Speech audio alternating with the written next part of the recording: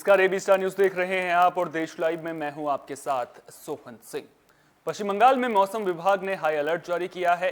मौसम विभाग ने अगले 24 घंटों में भारी बारिश की चेतावनी जारी की है। साथ ही मछुआरों को समुद्र में जाने से मना कर दिया है। मिदनापुर के दीघा समुद्र क्षेत्र में समुद्र की लहरें करीब 10 फीट ऊपर उठ रही हैं और समुद्र का पानी सड़कों पर आ गया है। तेज हवा और भारी बारिश के बाद नामखाना इलाके में एक मछुआरे का ट्रेलर अचानक इंजन बंद होने की वजह से फंस गया था, जिसके बाद ट्रेलर को बाहर निकाल दिया गया है। तो पश्चिम बंगाल में मौसम विभाग ने हाई अलर्ट जारी कर दिया है। जो समुद्र किनारे रहने वाले लोग हैं या फिर नदियों के किनारे रहने वाले लोग हैं, उन्हें साफ तौर पर सुरक्षित स्थानों पर पहुंचाने का काम भी किया जा रहा है, क्योंकि अगले 24 घंटों में कई इलाकों में भारी बारिश की चेतावनी जारी की गई है। तो किस तरह से मौसम का मिजाज पश्चिम बंगाल में देखने को मिल रहा है, इसी पर ज्यादा बातचीत के लिए हमारे संवाददाता शांतनु बनर्जी कोलकाता से हमारे साथ जुड़ गए हैं। शांतनु, क्या कुछ कहना है मौसम विभाग का? अगले 24 घंटों में किन इलाकों में भारी बारिश देखने को मिल सकती है? जी, बिल्कुल समझे। सबसे बड़ी बात है ये फिलहाल पश्चिम बंगाल में अभी जो फिलहाल जो हालचाल है पश्चिम बंगाल की कई भी क्षेत्रों में भारी से भारी बारिश मतलब होने का संभावना है, क्योंकि हम देख रहे हैं कि पिछले 24 घंटे से लगातार कई इलाका पर भारी से भारी बारिश हो रहा है। और इसके नतीजा सीधा तौर पर अगर आप देखें तो हमारा मेदिनीपुर का जो दीघा क्षेत्र पर जो समुद्र का पानी कम से कम 7 से 8 फुट या 10 फुट के ऊपर से मतलब चल रहे हैं। बीच सड़क में मतलब दीघा टाउन सिटी में मतलब समुद्र का पानी भी आ गया, पहुंच गया।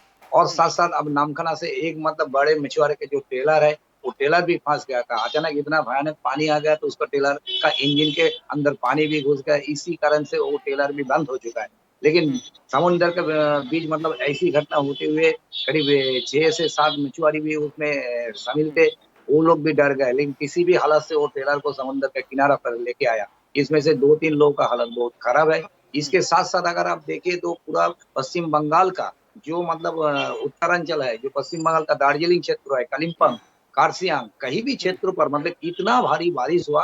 वो बारिश में मतलब उसका सड़क के ऊपर मतलब पहाड़ गिर पड़े हैं। इसीलिए कहीं भी जो मतलब नेशनल हाईवे भी है जो जहाँ ये भी बंद हो चुका है। बिल्कुल, लेकिन कहीं ना कहीं जब डिजास्टर भारी बारिश होती है तो उसकी वजह से जो रास्ते हैं उन पर भी असर देखने को मिलता है। अच्छा, प्रशासन के द्वारा क्या कुछ काम किए जा रहे हैं? वहां पर क्या कुछ पुख्ता इंतजाम देखने को मिल रहे हैं? प्रशासन की ओर से मतलब पूरा माइकिंग कर रहा है किसी भी हालत से और किसी भी जगह से मतलब सभी लोगों को मतलब समुद्र का किनारे में जो लोग मतलब रहते हैं उसको भी मतलब हायर कर दिया गया और माइकिंग भी शुरू किया है। ये किसी भी हालत से समुद्र का पास ना आ जाए। अभी अभी मतलब समुद्र का पास जाने में बहुत दिक्कत होती हो सकता है। और साथ साथ वो पहाड़ी इलाका जो जो है दार्जिलिंग है, कालिम्पोंग, कार्सियांग, जो जो क्षेत्र है जहाँ पे भारी बारिश हो रहा है, बाहर का मतलब आसपास से जितना मतलब लोग रहते हैं उन लोगों को हाई अलर्ट कर दिया गया। कहीं भी मतलब लोगों को मतलब हटा दिया गया कि किसी भी हालत से अगर पहाड़ गिर पड़े तो मतलब कहीं भी जान भी जा सकता है। लेकिन अभी अभी जो माहौल जो देख रहे हैं जो पश्चिम बंगाल का कई भी क्षेत्रों में मतलब भारी बारिश के साथ साथ तेजी हवा भी मतलब चलेगा। ऐसी कुछ जानकारी भी मिल रहा है मौसम विभाग के अनुसार। जी सोहन जी। हाँ, तो मौसम विभाग जिस तरह से ये अनुमान जता रहा है कि अगले 24 घंटों में भारी बारिश की चेतावनी है वहां पर, और प्रशासन भी तैयारियां करता हुआ नजर आ रहा है। आपसे मैं ये समझना चाहूंगा कि अगर भारी बारिश होती है तो कौन से वो इलाके होंगे, कौन से वो जिले होंगे जहां पर ज्यादा इसका असर देखने को मिलेगा? सबसे देखिए पश्चिम बंगाल का जैसे आपका मालदा है, मुर्शिदाबाद है और साथ साथ आपका उत्तरांचल है मतलब दार्जिलिंग, कार्सियांग, कालिम्पोंग। इसके साथ साथ मेदिनीपुर का कहीं भी इलाका है। और कलकत्ता में भी अगर ज्यादा बारिश होगा तो उसमें पानी भी भर जाता है किसी भी इलाका पर। और इसीलिए हर रोज मतलब पानी निकालने के लिए मशीन भी लगाना पड़ता है। बड़े बड़े पाम लेकर वो पानी को निकालना पड़ता है। किसी भी हालत से मतलब प्रशासन और कलकत्ता कॉर्पोरेशन भी मतलब पूरा तैयार है। अगर किसी भी इलाका पर ज्यादा से ज्यादा पानी भर गया तो फिर मतलब जितना जल्दी हो सके पानी को निकालना चाहिए। अच्छा, इसके लिए पूरा पिछली बार तैयारी जब वहां करके पर रखा। इस तरह से मौसम में बदलाव देखने को मिला था, जब मौसम बिगड़ा था, तो हमने देखा था कि सड़कें पानी से लबालब भर गई थी, जिसकी वजह से लोगों को खासी दिक्कतों का सामना करना पड़ा था। और ऐसा पहली बार नहीं है जब इस तरह की मार पश्चिम बंगाल झेल रहा हो। क्या इस बार उम्मीद करें कि जो व्यवस्थाएं हैं वो ज्यादा चाक चौबंद नजर आएंगी, क्योंकि जो तस्वीरें पिछली बार सामने आई थी वो हैरान करने वाली थी, जिस तरह से सड़कों पर पानी घुटनों तक, यहाँ तक कि लोगों के घुटने जो है वो पानी में डूबे हुए नजर आ रहे थे। बिल्कुल, बिल्कुल। देखिए, जो फिलहाल पश्चिम बंगाल का मेदिनीपुर क्षेत्र का जो तस्वीरें जो आया है, ये मेदिनीपुर क्षेत्र का जो तस्वीरें है, हम्म। इसमें तो मतलब इतना भारी बारिश चलता है और भारी बारिश का कारण से मतलब पानी निकलने में भी बहुत दिक्कत होती है, क्योंकि हम्म। जो मतलब पानी जो समुद्र का ऊपर चले आते हैं, वो जो टाउन से क्या है, समुद्र का किनारे में बहुत ऊंचा करके बांध भी लगा है, लेकिन वो भी नहीं मानता है। कम से कम 10 फुट का ऊंचा से वो पानी मतलब टाउन सिटी में आ जाता है। इसके हम्म। बाद भी वो जो म्यूनसिपैलिटी है दीघा क्षेत्र का, वो म्यूनसिपैलिटी भी पूरा तैयार है कि हम्म। जितना जल्दी हो सके वो पानी को मतलब निकलना चाहिए। नहीं तो मतलब हर रोज हर किसी का आदमी को मतलब परेशान भी पड़ेगा, क्योंकि हम्म। दीघा क्षेत्र का सबसे नुकसान कुछ दिन पहले हमने देखा है, जो साइक्लोन जो तूफान आया था, वो बिल्कुल तूफान बिल्कुल। की वजह से दीघा एकदम बर्बाद हो गया था। उसके बाद हम्म। फिर से ये जो तस्वीर आए हैं, ये मतलब जो पूरा माहौल मतलब अभी भी आतंक फैली गई है।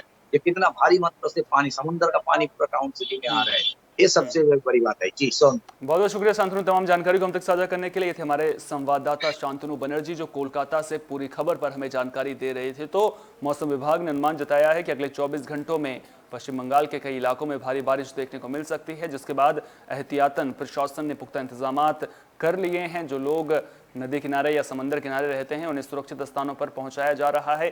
कई जगहों पर रास्ते टूटने की खबरें भी सामने आई हैं। अब देखना दिलचस्प होगा कि जो प्रशासनिक इंतजामात हैं वो भारी बारिश के सामने धरे के धरे रह जाते हैं या फिर उनका असर भी देखने को मिलता है। बढ़ेंगे खबरों में आगे, बात करेंगे असम में ब्रह्मपुत्र नदी में हुए नाव हादसे की। दरअसल असम में ब्रह्मपुत्र नदी में बुधवार को हुए नाव हादसे के बाद रेस्क्यू ऑपरेशन लगातार जारी है। हादसे के बाद अब तक 82 लोगों को बचा लिया गया है। वहीं कई लोग अभी भी लापता हैं। एक महिला ने इस हादसे में जान गंवाई है। बता दें कि जोरहाट में निमते घाट के पास एक नाव डूब गई थी। लापता 7 लोगों में से 5 का पता चल गया है, जिनको बचाने का काम जारी है। अब रेस्क्यू ऑपरेशन में सेना और वायुसेना की भी मदद ली जा रही है। गुरुवार को एनडीआरएफ की 12वीं बटालियन की बड़ी टीम रेस्क्यू ऑपरेशन में जुट गई है। अब टीम विशाल ब्रह्मपुत्र नदी को कई किलोमीटर तक खंगालते हुए लापता लोगों की तलाश करेगी। बचाव कार्य में एनडीआरएफ के अलावा एसडीआरएफ, जिला प्रशासन और राज्य की पुलिस भी लगी हुई है। एएसडीएमए के मुख्य कार्यकारी अधिकारी जीडी त्रिपाठी ने बताया कि गुरुवार सुबह तक 7 लोगों के लापता होने की खबर मिली थी, जिनमें से 5 लोगों का पता चल गया है। उनको बचाने का काम जारी है। अब तक 82 लोगों को बचा लिया गया है। बुधवार को निमती घाट के पास 2 नावों में टक्कर हो गई थी। इसके बाद एक नाव डूब गई थी, जिससे उसमें सवार लोग नदी में गिर गए और तब से वे लोग लापता हैं। दोनों नावों में करीब 120 लोग सवार बताए जा रहे हैं। जो नाव डूबी है उसमें करीब 70 यात्री थे। हादसे के बाद बचाव कार्य के लिए एनडीआरएफ की टीम को उतारा गया है। तो 2 नावों की टक्कर हो गई थी, जिसके बाद एक नाव नदी में डूब गई थी और अब रेस्क्यू ऑपरेशन लगातार जारी है। अब देखना दिलचस्प होगा कि बाकी लोगों को कब तक निकाल लिया जाता है। कई महीनों से जारी किसान आंदोलन सरकार पर कृषि कानूनों को वापस लेने का कितना दबाव बना पाएगा, ये तो आने वाला वक्त बताएगा। लेकिन मुजफ्फरनगर में हुई किसान रैली के बाद इसकी राजनीतिक असर को लेकर तस्वीर साफ होती नजर आ रही है। अगर पश्चिमी उत्तर प्रदेश में जाट मुस्लिम समीकरण बनता है तो इसका नुकसान कई पार्टियों को उठाना पड़ सकता है। पश्चिमी यूपी में करीब 136 विधानसभा सीट पर जाट मतदाता हैं। इनमें 55 सीट ऐसी हैं जहां जाट मुस्लिम आबादी करीब 40% है। ऐसे में 2013 में हुए मुजफ्फरनगर दंगे के बाद बनी खाई को पाटने की कोशिश की जाती है तो चुनावी परिणाम पर इसका असर पड़ सकता है। पर इसके लिए मुस्लिम से ज्यादा जाटों को कोशिश करनी होगी। बसपा की चुनौतियां भी बढ़ेंगी, लेकिन दलित मतदाताओं के भरोसे मुस्लिम वोटर साथ दे सकते हैं। मुस्लिम मतदाताओं की पहली पसंद सपा रालोद गठबंधन होगी। इसका असर उत्तर प्रदेश में सियासी जमीन तलाश रहे असदुद्दीन ओवैसी की पार्टी एआईएमआईएम पर भी पड़ेगा। बिहार की तरह सफलता हासिल करने के लिए ज्यादा मेहनत करनी होगी। एआईएमआईएम यूपी की 100 सीटों पर चुनाव लड़ने का ऐलान कर चुकी है। ओवैसी की नजर पश्चिमी यूपी पर है, पर किसान आंदोलन और पंचायतों के बाद समीकरण बदल रहे हैं। ऐसे में उन्हें अपनी पार्टी के लिए ज्यादा जगह नहीं मिल पाएगी। ओवैसी ने 2017 के चुनाव में 38 सीटों पर अपनी किस्मत आजमाई थी और उन्हें करीब 2 लाख वोट मिले थे। ऐसे में उन्हें हर सीट पर 5000 से ज्यादा वोट मिले थे। तो अब जो किसान आंदोलन है उसको लेकर के सियासी गणित थोड़ा थोड़ा साफ होता हुआ तो नजर आ रहा है, लेकिन क्या कुछ इसका असर रहेगा वो तो चुनाव परिणाम के बाद ही पता चल पाएगा। देश में कोरोना संक्रमण के मामले एक बार फिर बढ़ गए हैं। 70% से ज्यादा मामले केरल में दर्ज किए जा रहे हैं। आज गुरुवार सुबह स्वास्थ्य मंत्रालय की ओर से ताजा आंकड़ा जारी किया गया।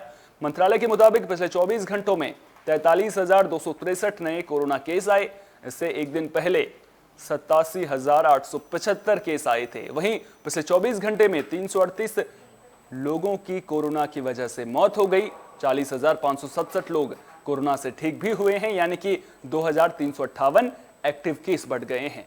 केरल में बुधवार को कोविड के 30,196 नए मामले सामने आए। इसके साथ ही केरल में कोरोना वायरस से संक्रमितों की कुल संख्या बढ़कर 42,83,494 हो गई, जबकि 181 और मरीजों की मौत के बाद मृतकों की तादाद 22,001 पर पहुंच गई है। राज्य में लगातार 5 दिनों तक दैनिक नए मामलों की संख्या 30,000 से कम रहने के बाद आज एक बार फिर वे 30,000 को पार कर गए हैं। वहीं महाराष्ट्र में बुधवार को कोरोना वायरस के 4,174 नए मामले सामने आए और 65 लोगों की मौत हो गई, जिससे संक्रमितों की संख्या बढ़कर 64,97,872 हो गई। यहां मृतकों की संख्या 1,37,962 हो गई है। तो लगातार जो कोरोना के आंकड़े हैं वो अब डराने का काम कर रहे हैं, और जिस तरह से ये आंकड़े डरा रहे हैं, ऐसे में लोगों के लिए एहतियात बरतना बेहद जरूरी है। सरकार अपनी ओर से काम कर रही है। केंद्रीय स्वास्थ्य मंत्रालय ने बताया कि 8 सितंबर तक देश भर में 71,65,97,000 कोरोना वैक्सीन के डोज दिए जा चुके हैं। बीते दिन 86.91 लाख टीके लगाए गए। वहीं भारतीय आयुर्विज्ञान अनुसंधान परिषद यानी कि ICMR के अनुसार अब तक 53.68 करोड़ कोरोना टेस्ट किए जा चुके हैं। बीते दिन 18.17 लाख कोरोना सैंपल टेस्ट किए गए, जिसका पॉजिटिविटी रेट 3% से कम है। तो कोरोना के जो नए आंकड़े हैं वो परेशान जरूर कर रहे हैं। ऐसे में लोगों के लिए सावधानी बरतना बेहद जरूरी है। सरकार की जो भी गाइडलाइंस है उनका पालन करना बेहद जरूरी है। समय समय पर हाथ धोते रहिए। सोशल डिस्टेंसिंग के फॉर्मूले को अपने जीवन में अख्तियार कीजिए। इसके अलावा जो अगर आप घर से बाहर निकल रहे हैं तो ये जरूर सुनिश्चित कर लें कि आपके चेहरे पर मास्क लगा हो।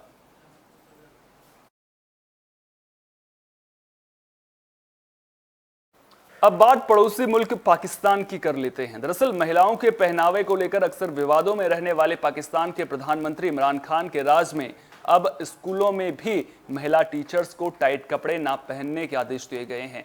पाकिस्तान के संघीय शिक्षा निदेशालय यानी कि FDE ने एक अधिसूचना जारी कर महिला शिक्षकों से जीन्स और टाइट कपड़े ना पहनने को कहा है। पुरुष शिक्षकों को जीन्स और टी-शर्ट पहनने से रोकने के लिए भी एक अधिसूचना जारी की गई है, जिसके बाद सवाल उठ रहा है कि क्या पाकिस्तान तालिबान के नक्शे कदम पर चल रहा है। वहां के स्थानीय न्यूज़पेपर डॉन की एक रिपोर्ट के मुताबिक इस संबंध में शिक्षा निदेशक ने सोमवार को स्कूल और कॉलेजों के प्राचार्य को एक पत्र भी भेजा है। पत्र में प्राचार्यों से यह सुनिश्चित करने के लिए कहा गया है कि स्टाफ का हर सदस्य सलीके के कपड़े पहनकर आए और अपनी शारीरिक बनावट को अच्छी तरह से पेश करे। इसके अलावा स्वच्छता को लेकर अच्छे उपायों का पालन करने को कहा है। नियमित बाल कटवाने, दाढ़ी बनवाने, नाखून काटने, नहाने और दुर्गंध या इत्र के उपयोग जैसे अच्छे उपायों का वर्णन करना भी जरूर इसमें शामिल है। लेकिन जिस तरह से कपड़ों को लेकर के अधिसूचना जारी की गई है कि आखिर शिक्षक स्कूल में किस तरह के कपड़े पहनेंगे, जीन्स टी-शर्ट नहीं पहनेंगे, या महिलाओं के कपड़ों को लेकर के जिस तरह से अधिसूचना जारी की गई है, वो कहीं ना कहीं पाकिस्तान सरकार की कार्यशैली को लेकर सवाल खड़े करती है। जिस तरह से अफगानिस्तान में तालिबान का राज कायम करवाने में पाकिस्तान की बड़ी भूमिका रही है, और अब जिस तरह से ये फैसला आया है उसके बाद सवाल उठने लगे हैं कि क्या पाकिस्तान भी अब तालिबान के नक्शे कदम पर चल रहा है। वहीं अगर बात अफगानिस्तान की करें तो अफगानिस्तान में तालिबान ने सरकार का ऐलान कर दिया है। हालांकि मान्यता अभी नहीं मिली है, और जो ऐलान किया है उसमें 33 सदस्यीय कैबिनेट में एक भी महिला शामिल नहीं है। अब आप देख सकते हैं कि किस तरह से लगातार महिलाओं के मानवाधिकार को लेकर के तालिबान लगातार कहता आया है कि महिलाओं के अधिकारों की रक्षा करेंगे, लेकिन कैबिनेट में एक भी महिला शामिल नहीं है जो खुद ब खुद उसके तमाम वादों की, तमाम दावों की पोल खोल रहा है। अफगानिस्तान सरकार में महिलाओं की गैर मौजूदगी को लेकर तालिबान दुनिया भर में आलोचनाओं का सामना कर रहा है। हालांकि सरकार गठन को लेकर हो रही फजीहत को देखते हुए तालिबान ने सरकार में महिलाओं को शामिल करने का वादा किया है। तो जब पूरी दुनिया में आवाज उठ रही है, उसके बाद फजीहत तालिबान की हो रही है, तो अब तालिबान कह रहा है कि वो कैबिनेट में महिलाओं को शामिल करेगा। हालांकि वो शामिल करेगा या नहीं करेगा, ये तो आने वाला वक्त ही बताएगा। तालिबान के प्रवक्ता जबीउल्लाह मुजाहिद ने कहा कि आने वाले दिनों में महिलाओं को भी सरकार में शामिल किया जाएगा। मुजाहिद ने बुधवार को एक न्यूज चैनल से बात करते हुए कहा कि ये सरकार अंतरिम है, शरिया कानूनों के सम्मान के लिए महिलाओं हेतु पद होंगे, ये एक शुरुआत है, लेकिन हम महिलाओं के लिए सीटें तलाशेंगे। वे सरकार का हिस्सा हो सकती हैं, ये दूसरे चरण में होगा। यहां जानना जरूरी है कि काबुल के निवासियों ने देश के शासन में महिलाओं की भागीदारी सुनिश्चित करने की मांग को लेकर काबुल के पश्चिमी भाग दस्ते बार्शी इलाके में विरोध प्रदर्शन किया। बता दें कि तालिबान ने मंगलवार को अफगानिस्तान की अंतरिम सरकार की घोषणा की थी, जिसमें किसी भी महिला को मंत्री के तौर पर शामिल नहीं किया गया था। इसके बाद से ही दुनिया भर में इस बात की आशंका जताई जा रही है कि तालिबान राज में अफगान महिलाओं की स्थिति और बदतर होने वाली है। साथ ही शरिया कानून के सरकार चलाने को लेकर भी कई तरह की आशंकाएं हैं। अफगानिस्तान में अंतरिम सरकार का गठन भले ही हो चुका हो, लेकिन कार्यवाहक प्रधानमंत्री मोहम्मद हसन अखुंद के समक्ष सबसे बड़ी चुनौती सभी नस्लीय समूहों को साधने की होगी। नवनियुक्त 33 मंत्रियों में से 90% मंत्री केवल पश्तून समुदाय के हैं, जबकि हजारा समुदाय का एक भी मंत्री नहीं है। और पूरी दुनिया जानती है कि किस तरह से हजारा समुदाय का जो तालिबान है वो लगातार हनन करता आया है। अभी हाल ही में आपने एक खबर देखी होगी किस तरह से जो बड़े नेता हैं उनकी मूर्ति तोड़ने की खबर भी सामने आई थी अफगानिस्तान में। तो हजारा समुदाय के साथ भेदभाव का आरोप लगता रहा है, उनके अधिकारों का हनन करने का आरोप तालिबान पर लगता रहा है। और अब एक बार फिर से जो नए सरकार बनाई गई है, कार्यवाहक सरकार बनाई गई है, उसमें भी हजारा समुदाय से कोई भी नहीं है और 90% जो मंत्री हैं वो पश्तून समुदाय से बनाए गए हैं। इसके अलावा महिलाओं को लेकर के तालिबान दावा तो कर रहा है, वादा भी कर रहा है, लेकिन क्या किसी महिला को मंत्री तालिबान बनाएगा, ये देखने वाली बात होगी।